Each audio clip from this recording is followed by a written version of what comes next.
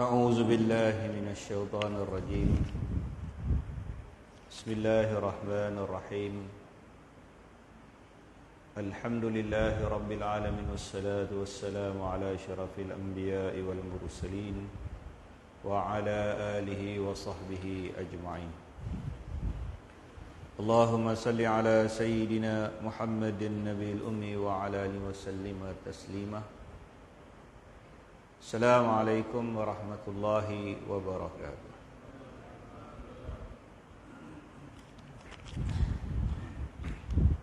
Jadi alhamdulillah tuan-tuan dan puan-puan yang dirahmati oleh Allah Subhanahu wa taala. Kita sambung semula pembacaan kitab ini. Kita masuk bab yang ke-29. Malam ni kita masuk pada bab yang ke-29, iaitu suatu bab yang datang untuk menyatakan tentang berdiri seketika ataupun berdiri sebentar di depan kuburan setelah pemakaman dan berdoa agar diberikan keteguhan. Telah diriwayatkan oleh Imam Muslim di dalam sahihnya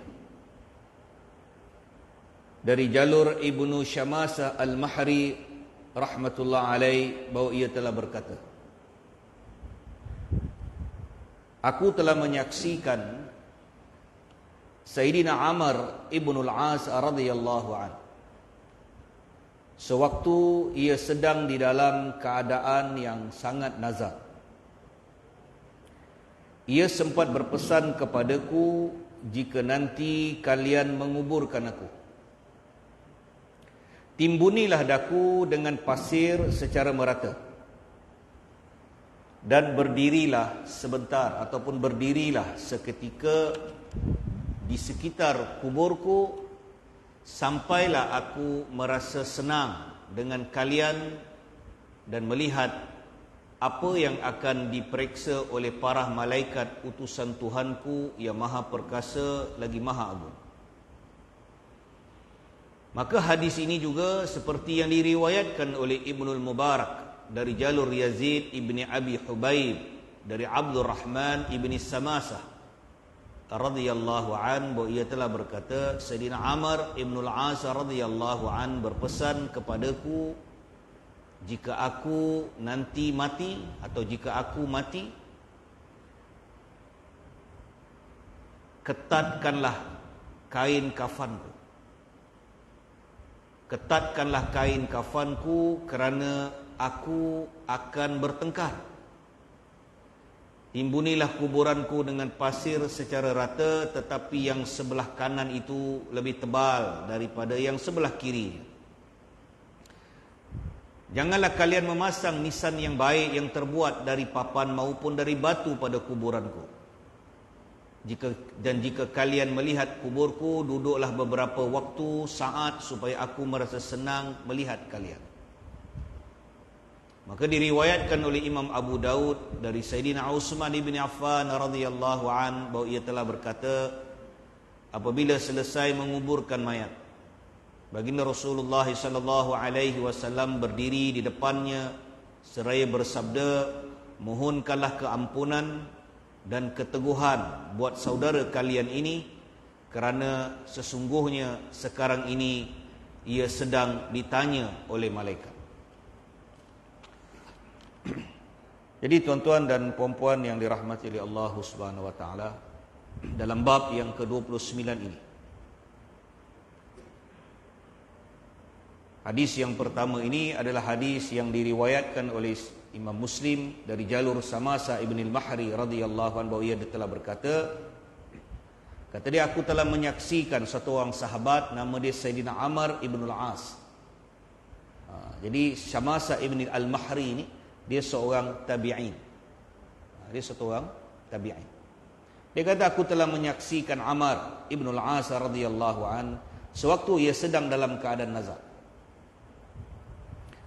Jadi ketika sampai hampir waktu mati dia dalam keadaan nazar, ia sempat berpesan dalam keadaan sakit dia sempat memberi pesanan,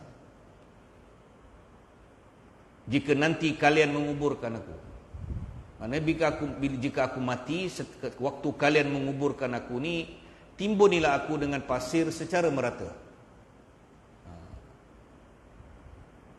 Dan setelah sempurna perkebumian itu, maknanya dia beritahu, sabar dulu. Dah timbun, dah timbus, jangan balik dulu. Dan berdirilah sebentar, kata dia. Berdirilah sebentar di sekitar kuburku, sampai aku merasa senang ataupun sampai aku merasa tenang dengan kehadiran kalian ini, dan melihat apa yang akan diperiksa oleh para malaikat utusan Tuhanku yang maha perkasa lagi maha agung. Jadi ini adalah dalil. Dalil apabila selesai penyempurnaan jenazah, selesai perkebumian, maka berdirilah seketika. Berdiri seketika ni saya selalu beritahu, berapa lama nak berdiri? 5 minit? 10 minit? Jadi kita rujuk pada hadis yang lain. Dalam hadis Muntakab ada sebuah riwayat tentang satu orang sahabat ni, dia berpesan. Dia kata, setelah aku meninggal dunia, setelah menyempurnakan perkebumianku,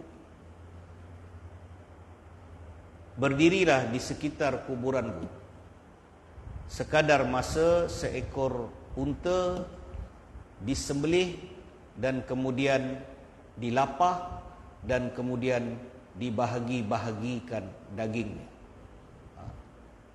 Jadi itu dia punya apa? Tempoh dia. Zaman sahabat dia tak ada jam. Dia tak ada jam. Berapa lama? 35 minit. Jadi waktu itu satu waktu yang diberi contoh. Jadi dia kata, berdirilah di sisi kuburanku sekadar masa seekor unta disembelihkan. Kalau hari ni kita tak lama lagi nak masuk hari raya korban, ni mana ada banyak sembelih lah. Jadi kalau satu ekor lembu sadar turun dekat Rasa Jaya ni, lembu apa dia panggil? Brahman.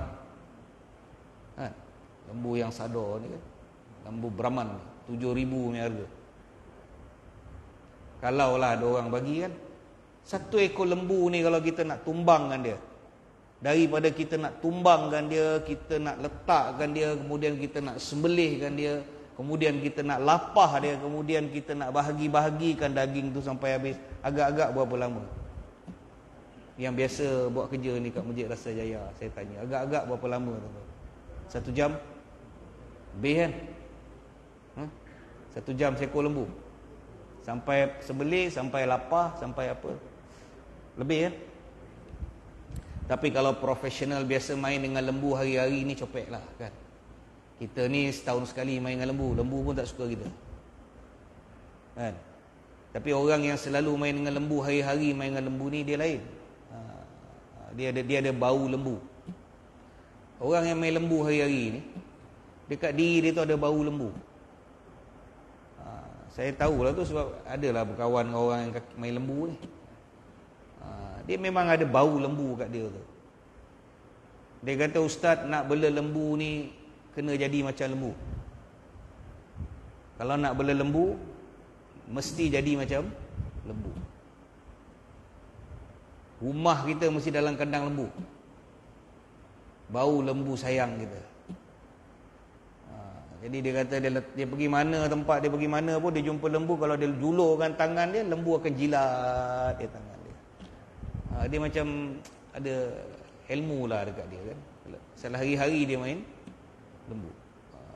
Jadi lembu pun ada bau kat dia.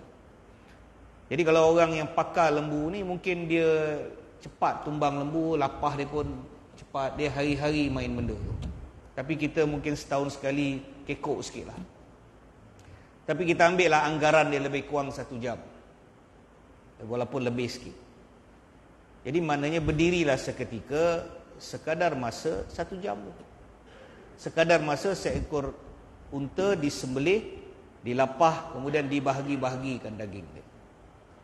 Jadi maknanya hari ini bila kita selesai kebumikan mayat, kita pun berdirilah seketika di kuburan dia. Tapi kita taklah berdiri macam tu. Bukanlah maksud berdiri je macam tu kan. Jadi kita di Malaysia ni, di rantau Nusantara, kita menjadi amalan kita kan. Selepas kita ke bumi, kita baca talqin. Talqin. Talqin tu sunnah lah. Ad-dinun nasiha. Agama itu nasihat. Nabi SAW lepas ke bumi, Nabi berdiri. Dalam riwayat kita dengar, Nabi berdiri dan Nabi beri sedikit beberapa nasihat. Nasihat itu juga untuk orang yang hidup dan didengari oleh orang yang telah mati. Nasihat untuk orang hidup dan juga didengari oleh orang yang telah mati ni. Bukan talqin tu untuk orang hidup aja, tak. Dia dua-dua. Dia dua dalam satu. Yes. Dia apa dia panggil? One stone, two bird. Satu batu dia lastik kena dua burung. Jadi talqin itu dia untuk orang yang hidup dan juga untuk orang yang mati. Jadi bagi orang yang hidup, dia jadi satu nasihat untuk dia. Bila dia duduk depan tanah perkuburan tu, memang dia sentaplah, dia terduduklah, terdiamlah dia. Waktu tu monyoklah dia. Kan? Muka pun dah terdiam dah. Yang mati ni bukan orang lain, kawan dia sama minum kopi tu. Kan? Sama-sama minum kopi lepas semayang, sama itu, sama ini. Tiba-tiba mati kawan baik dia.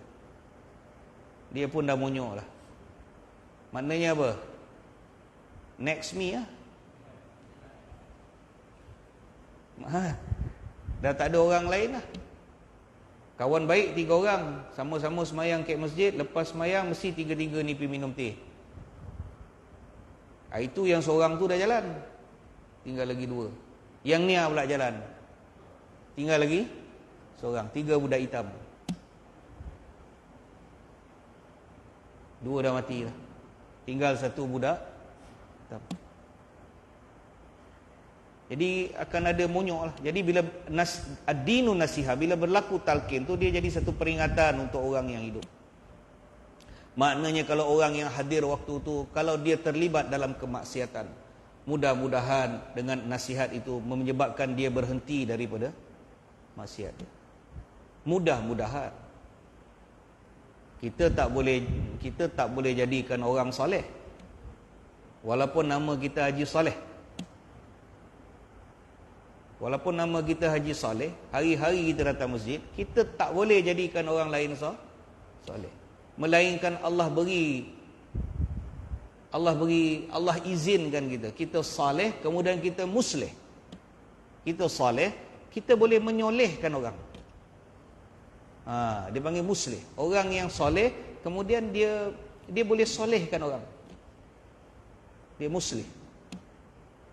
Tapi selalunya tak senang untuk kita solehkan orang. Jadi mudah-mudahan dengan talqin itu menjadikan, kalau dia terlibat dengan kemaksiatan, kalau dia derhaka kepada Allah, dia bertaubat daripada kedurhakaan dia. Kalau dia orang yang beriman, orang mukmin, orang yang saleh, mudah-mudahan iman dia dan kesalehan dia itu dipertingkatkan. Sebab benda yang dia nak berhadapan ni benda yang besar. Jadi talqin tu memberi manfaat bagi orang yang hidup dan bagi orang yang mati. Bagi orang yang mati pun dia diberi, Allah kembalikan ruh dia di kuburan untuk mendengar setiap saja urusan, sama ada dalam kuburan itu ataupun di atas kubur itu. Jadi kalam, percakapan orang di atas kubur tu Allah takdirkan, Allah benarkan benda itu didengari oleh penghuni dia. Itu sebab ada talqin, peringatan kepada orang yang mati. Peringatan kepada kalimah la ilaha illallah. Pasal bila ditanya soalan ma rabbuka, siapa Rabb kamu? Siapa pemelihara kamu? Man nabiyuka, siapa nabi kamu? Itu adalah mafhum pada kalimah la ilaha illallah Muhammadur Rasulullah. Kemudian madinuka, apa agama kamu ni? Apa pegangan kamu? Man kiblatuka, mana arah kiblat kamu? Man ikhwanika, siapa saudara mara kamu? Siapa saudara? Jadi banyak urusan di dalam kuburan ni. Dan kita wajib beriman kepada persoalan di kubur. Jadi talqin itu memberi manfaat kepada kedua-dua dia. Jadi kemudian dia berpesan, berdirilah seketika sampai aku merasa senang, aku merasa tenteram dengan kehadiran kalian ni. Jadi penghuni kuburan ini dia akan, bila kita berdiri seketika tu, dia rasa apa? Dia ruh yang berada di kuburan itu berasa tenteram. Macam mana dia rasa tenteram? Allah. Kita mati esok kita tahulah. Jadi lepas kita keluar daripada dunia ni, baru kita akan faham hadis ni. Oh, macam ni rupa Kita pun rasa nak orang berdiri lama lagi kat kuburan kita tu. Jangan tinggalkan kita dulu. Sebab ini urusan kita hari yang pertama. Maka hadis ini juga diriwayatkan oleh Ibnu Mubarak dari jalur Yazid ibni Abu Habib dari Abdul Rahman ibni Samasa.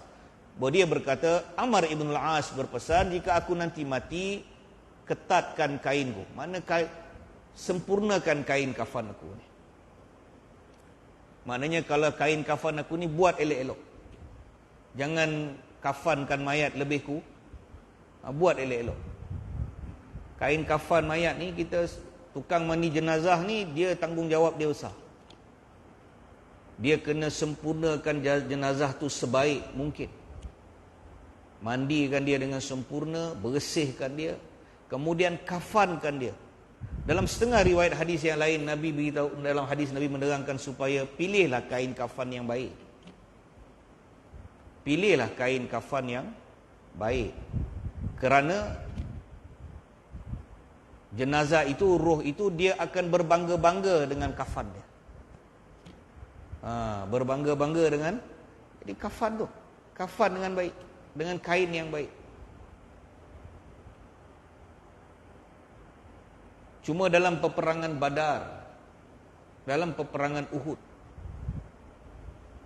ketika Mus'ab ibn Umair radhiyallahu, satu orang sahabat muda,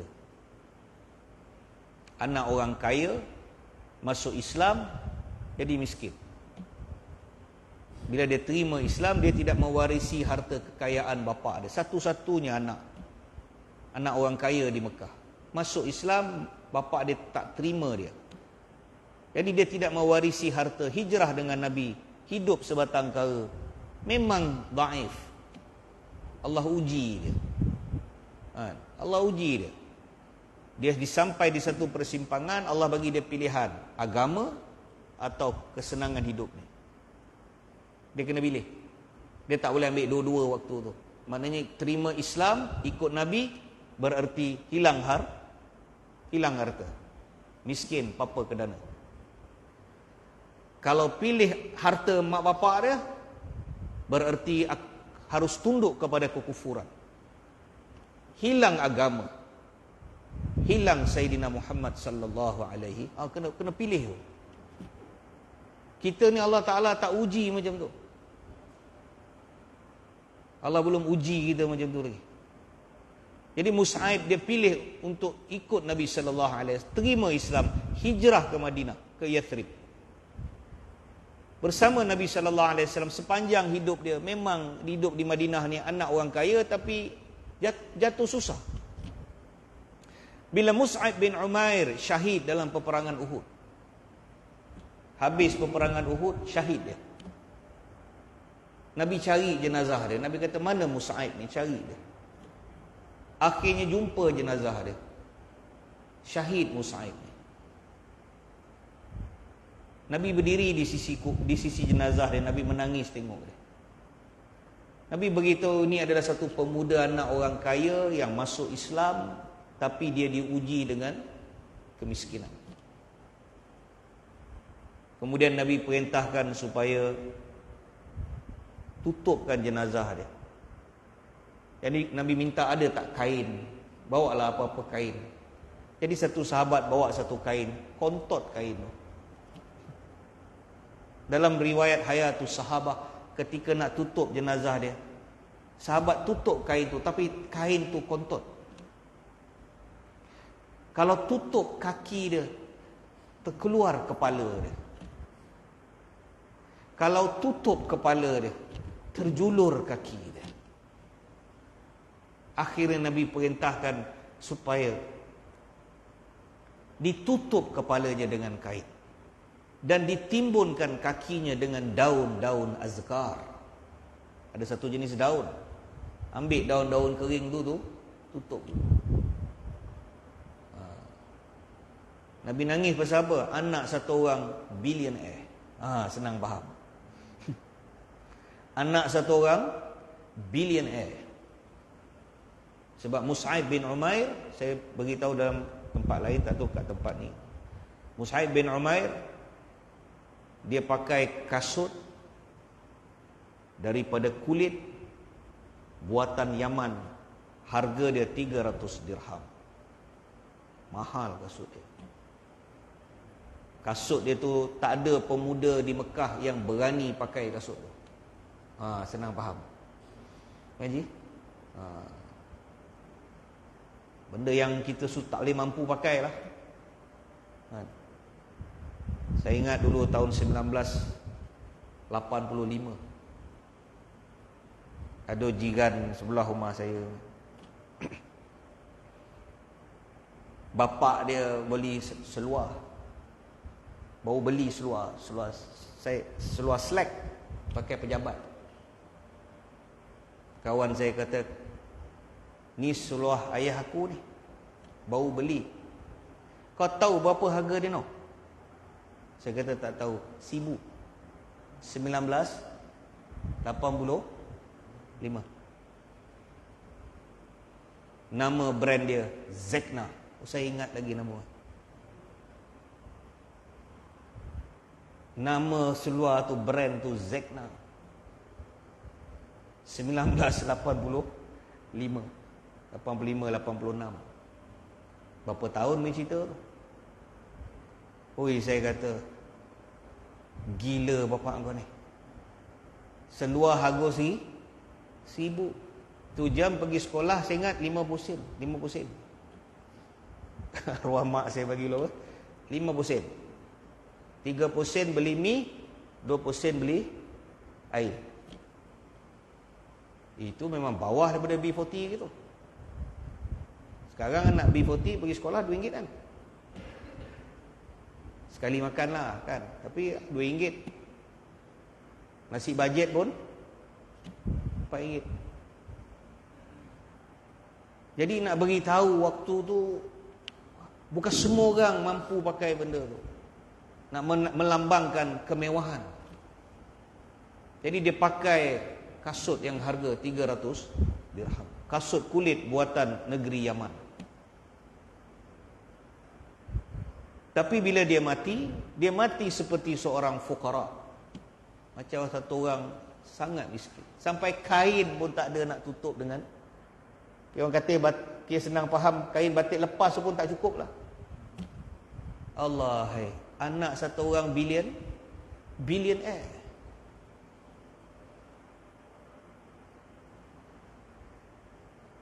Jadi maka Amr ibn Az berpesan, jika aku mati nanti, kencangkanlah, baikkan kain kafan aku ni. Sebab dalam hadis Nabi kata, pakailah kalau ada kemampuan, kafankanlah dengan kain kafan yang baik. Kerana ruh itu, jenazah itu, dia akan berbangga-bangga dengan kafan dia. Maknanya bila ruh itu masuk di alam barzah, berlaku pertemuan di kalangan ruh ni. Maknanya di kalangan ruh ni akan berlaku sembang dia. Lawa baju. Kalau orang perempuan dia kata lawa tudung. Tudung Nilofa ke ni? Cantik kain telekung kak? Cantik ke? Cantik. Siti Khadijah tau kata. Tak ada 400, jangan pegang saja kat telekung kak ni. Yalah, harga mahal kan. Siti Khadijah ni bukan kaleng-kaleng orang boleh beli tu. Mahal benar. Tapi nak buat tak apalah kalau ada kemampuan, kain dia cantik kan. Jubah pun macam tu kan. Kita buat jubah yang haramain. Lawa baju je, jubah cantik. 500 kata. Saya dia beritahu harga. Maknanya bila orang puji pakaian kita cantik tu, kita pun rasa apa? Kembang kuncup hidung kita. Kan? Orang puji kita ni kembang kuncup. Ni puji ni pun kadang-kadang dia ada main peranan dalam hati kita kan. Puji ni kadang-kadang orang rasa apa? Bukanlah sampai apa, tapi bukan puji berlebih-lebihan. Kadang-kadang appreciation tu kan. Kita pun kadang-kadang dengan orang yang akrabin, orang yang rapat dengan kita ni pun kita kena puji juga. Sebagai contoh, rumah kita kan. Kadang-kadang kita kena puji dia. Dah lama hidup ni kan. Dah 20 tahun, 30 tahun kahwin. Langsung tak puji rumah kita. Orang lain kita puji pula tak. Pujilah rumah kita sikit kan. Kadang-kadang dia masak tu, sedap lah you masak ni. Sedap you masak. Dia rasa apa? Kembang kuncup hidung ni. Kan? Jadi rumah kita pun kadang sesekali dia kena puji kat kita supaya nak apa? Hubungan tu jadi akrab kan. Jadi di kalangan roh ini maka dia akan berlaku sembang, dia akan berlaku beritahu. Jadi Nabi kata kafankan, ikatkan kafan tu elok-elok, kafankan dia dengan kain kafan yang baik. Jadi tukang mandi jenazah ni tanggungjawab dia berat. Buat dengan baik. Itu amanah. Kemudian dia kata ketatkan kain kafanku ini kerana sebentar lagi aku akan bertengkar maksudnya. Bertengkar maksudnya apa? Sebentar lagi akan ada satu urusan yang besar. Urusan nak berhadapan dengan dua makhluk Allah Subhanahu Wa Taala yang Allah ciptakan untuk mendatangkan ujian di kuburan. Nak bertengkar mana tu nak berontap lah. Bukan calang-calang nak berhadapan ni.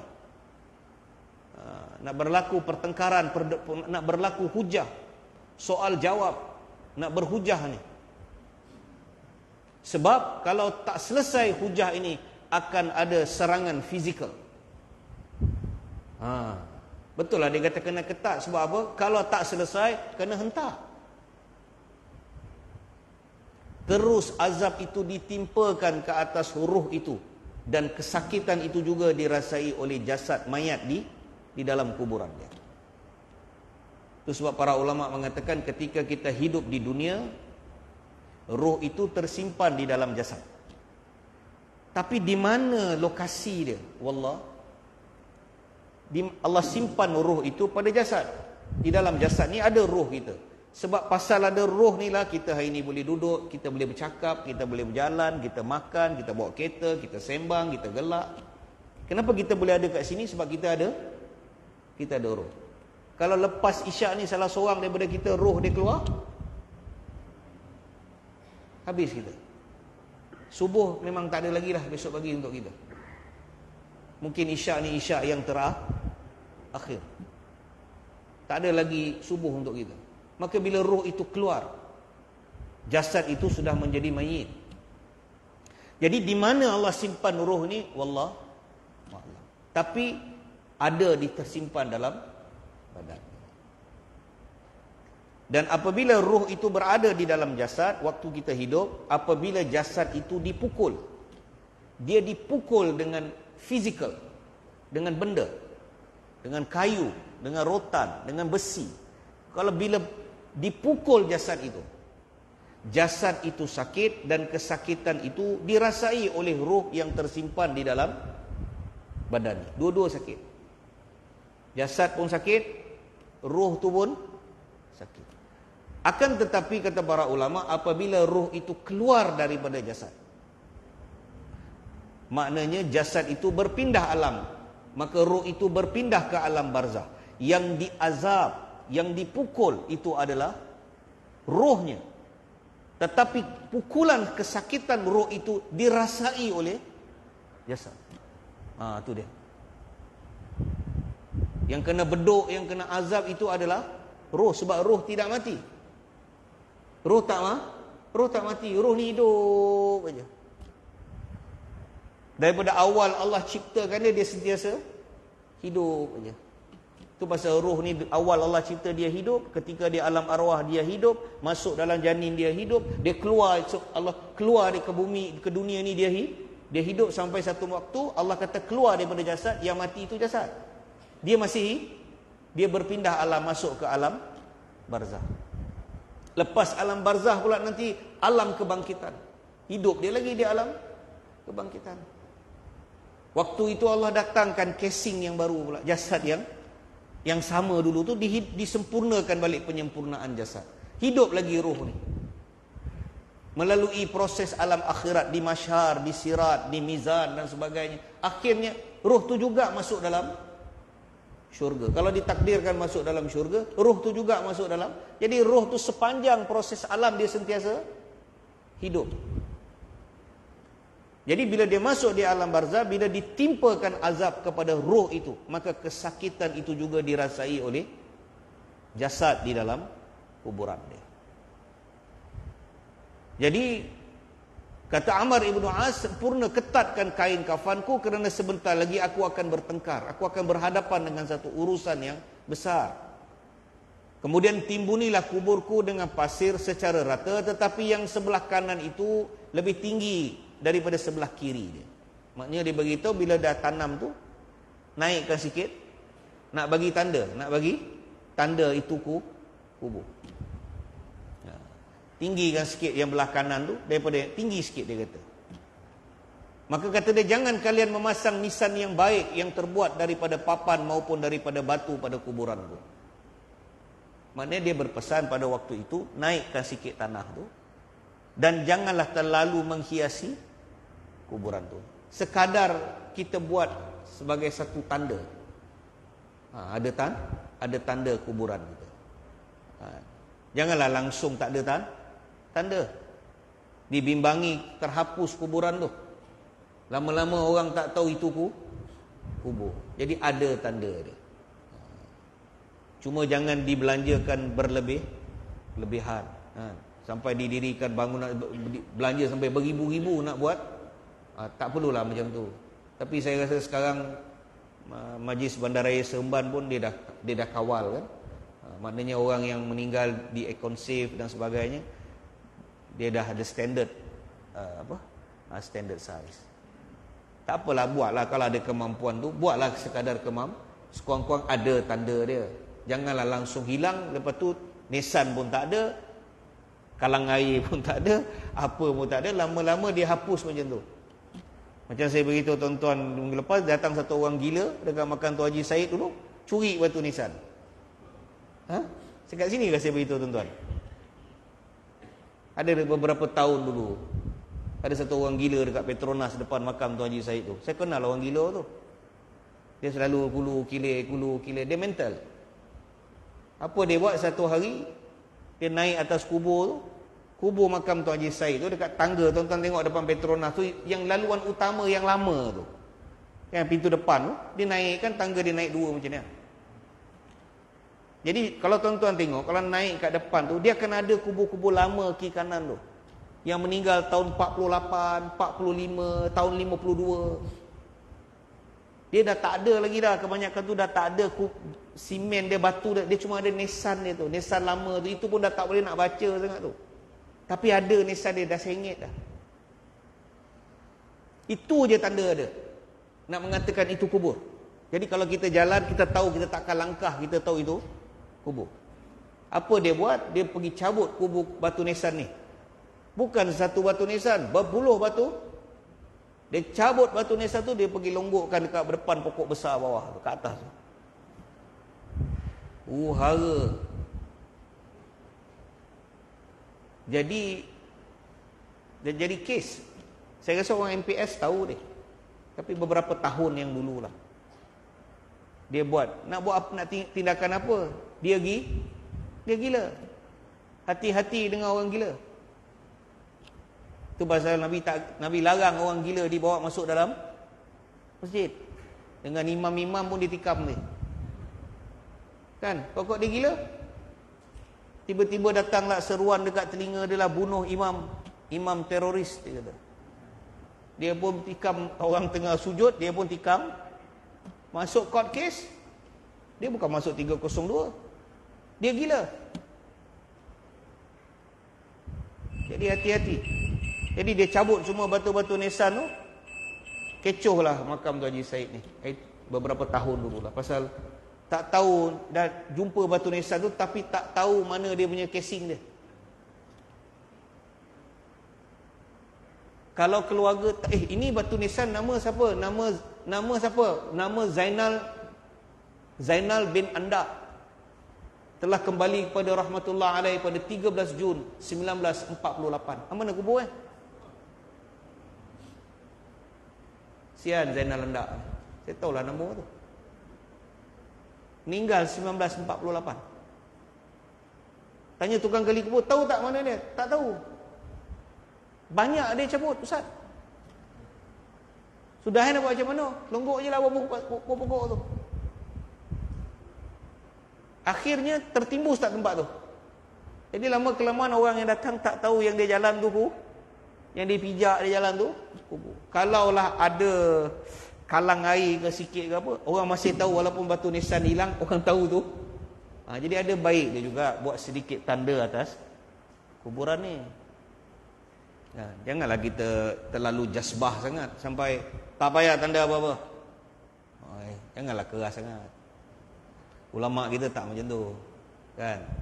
Takkan kau je pandai agama ni, orang lain semua bodoh, kan? Kan? Kau je pandai.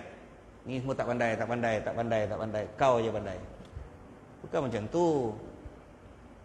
Ulama kita telah bahas dan tengok secara keseluruhan. Terlebih-lebih pun tak boleh, kan? Buat kubur sampai 3 tingkat pula, ada lampu kelip-kelip pula, tak payahlah macam tu, kan? Sayang sangat dengan bapak mentua, dia buat sampai 3 tingkat 10,000 tiles, tak payahlah. Membazir, kan? Hulu tu dilarang oleh agama. Tetapi berpada-pada. Ada tanda dia. Kalau batu nisan tu tercabut hilang, kita tahu ada apa? Kalau waris datang, ada. Mana kuburnya? Sebab kubur makam Tuan Haji Said, dia tak pakai nombor. Dia tak ada nombor, kan? Tak ada. Tapi sekarang kebanyakan kubur ada apa? Dia ada nombor siri tu. Saya rasa Akon Safe pun dah pakai.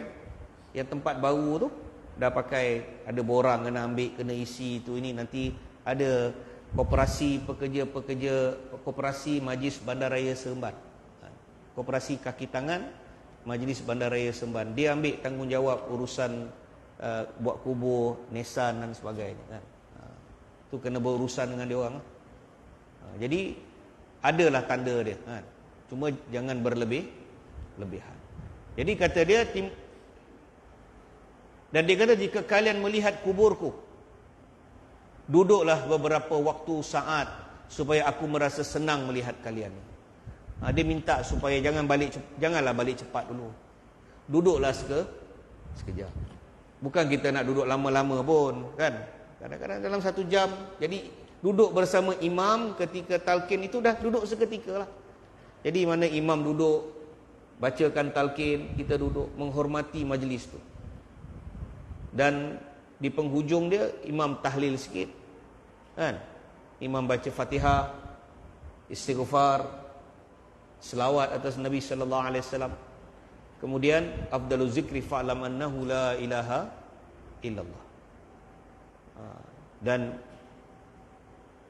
kita berpegang pada pandangan ahlu sunnah wal jamaah, kita niatkan thawab, kita niatkan supaya Allah apa yang kita bacakan itu, mudah-mudahan Allah sampaikan pahala itu kepada si mati ini.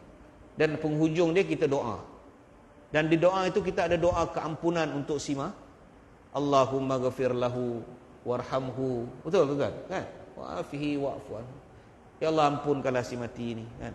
Jadi doakan, satu orang baca doa diaminkan oleh ramai orang, mustajab lah. Jadi kalau kita orang baca doa, aminlah, kan? Orang imam baca doa, kita pun Amin lah, kuatlah sikit amin. Ini tak berbunyi amin gitu. Imam yo. Kan? Jadi imam pun lama-lama tak semangat baca. Jadi kita pun kena tolong imam. Kan bila imam baca tu, dia ada orang amin ramai, imam pun rasa jasbah dia tu naiklah sikit. Imam dia pun ada hati perasaan juga kan. Jadi kita raikan dengan ucapan amin itu, mudah-mudahan Allah terima doa. Jadi sampai kita habis baca tu, maknanya berdiri beradalah kita di kuburan itu seketika. Sampai habis baca, kita pun balik. Kita serahkan jenazah roh itu kepada Allah. Bersangka baik kepada Allah. Setelah kita doa, mudah-mudahan Allah bagi kebaikan kepada jenazah ini. Allah angkat segala azab penderitaan. Allah gantikan kuburan dia, Allah jadikan kuburan dia satu taman daripada taman-taman syurga. Kita minta dengan Allah ampunkan segala dosa-dosa dia, zahir maupun yang batin, yang dahulu, yang dia ketahui maupun tidak ketahui. Kita minta sungguh-sungguh dengan Allah Ta'ala. Allah Maha berkuasa. Allah boleh tukarkan kemaksiatan seseorang itu menjadi hasanat, kebaikan. Itu hak mutlak Allah Ta'ala. Sebab ada orang tanya, Ustaz, macam mana kalau kita berdoa dengan satu orang, kalau dia kena azab, kita doa untuk dia, adakah Allah Ta'ala hentikan azab tu waktu tu? Apakah seketika ataupun selama-lama dia? Dia tanya soalan tu. Saya ingat minggu lepas. Saya kata dalam tu. Tapi kita husnuzan dengan Allah. Jadi kita bersungguh-sungguh minta dengan Allah pengampunan. Dan kalau Allah, sekiranya jika Allah kehendaki, Allah boleh hentikan azab itu buat selama. Itu hak Allah Ta'ala. Hak tugas kita sebagai hamba apa? Berdoa bersungguh-sungguh. Sungguh-sungguh kita minta dengan Allah supaya diampunkan kedua mak bapak kita. Ya Allah, kalau ada salah silap diampun. Kalau dia diazab, disiksa, hentikanlah azabnya ya Allah. Dengan keberkatan doa kita sebagai anak atau sebagai saudara Islam, kita sungguh-sungguh dan didoa oleh orang ramai. Itu pasal bila kita solat jenazah, kita minta sekurang-kurangnya 40 orang. Semayanglah tuan-tuan, semayang jenazah ni. Kalau ada peluang semayang jenazah ni, kalau kita tak urgent sangat, semayang tuan. Solat jenazah ni pun satu sedekah. Walaupun kita tak kenal orang tu, semayang tuan. Allah bagi ganjaran pahala orang yang solat jenazah dengan ganjaran satu qirat. Satu qirat itu menyamai satu pahala ganjaran sebesar Jabal Uhud. Itu hadis tu, riwayat Abu Hurairah. Abu Hurairah kata satu orang yang semayang jenazah, sama ada dia kenal atau dia tak kenal orang ni, tapi orang Islam, dia solat, ganjaran pahala yang dia dapat, ganjaran dia satu qirat.